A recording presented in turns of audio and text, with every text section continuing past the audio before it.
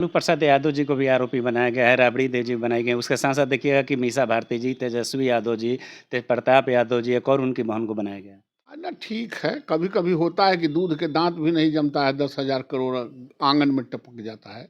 तेजस्वी जी कहते हैं कि अगर हम लोग भाजपा में चले जाते तो हमारे ऊपर केस नहीं होता, हमारे पिताजी जेल में नहीं जाते।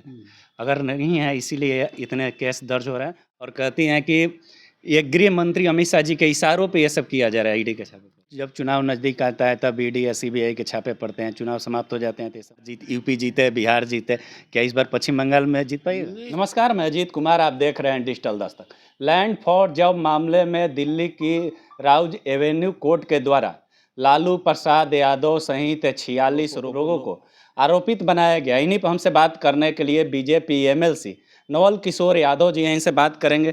कैसे आप देख रहे हैं सर? इसमें हमको और आपको देखने का कहाँ बात है। जो जिस चीज़ को, जिस केस को न्यायालय ने कॉग्निजेंस लिया है, चार्जशीट किया है, वो न्यायालय देखेगा। हम और आप कौन होते हैं देखने वाले?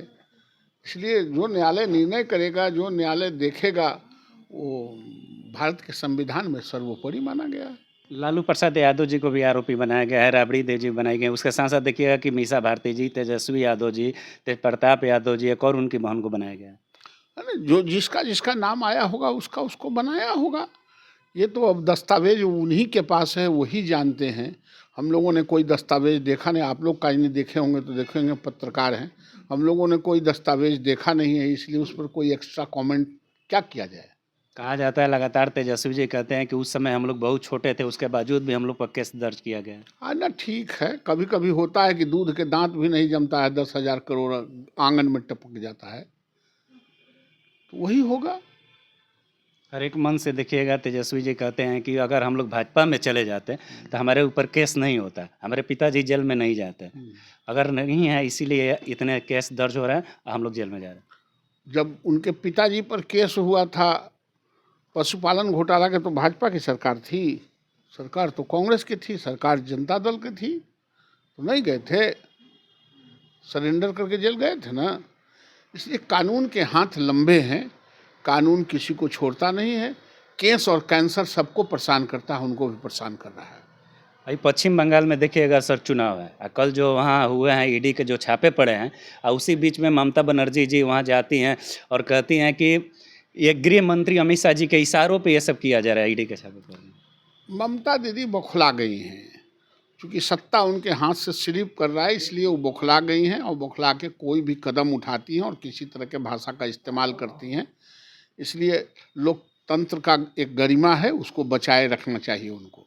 नहीं, वो तो कह रहे हैं कि जब चुनाव नज़दीक आता है तब ईडी या सीबीआई के छापे पड़ते हैं, चुनाव समाप्त हो जाते हैं तो ये सब। अरे ईडी सीबीआई को चुनाव से क्या लेना देना है? वो तो अनवरत काम करता है देश में। इसके पहले उनके क्या नहीं गया था, मारामारी नहीं किए थे सीबीआई से? तो आते ही जाते, उसका काम है, खोजी दस्ता है, वो खोजते ही रहता है। इसमें घबराना क्या है? आपके यहाँ काहे नहीं गया और किसी के यहाँ काहे नहीं जा रहा है? जहाँ उसको नज़र आता है वहाँ जाता है।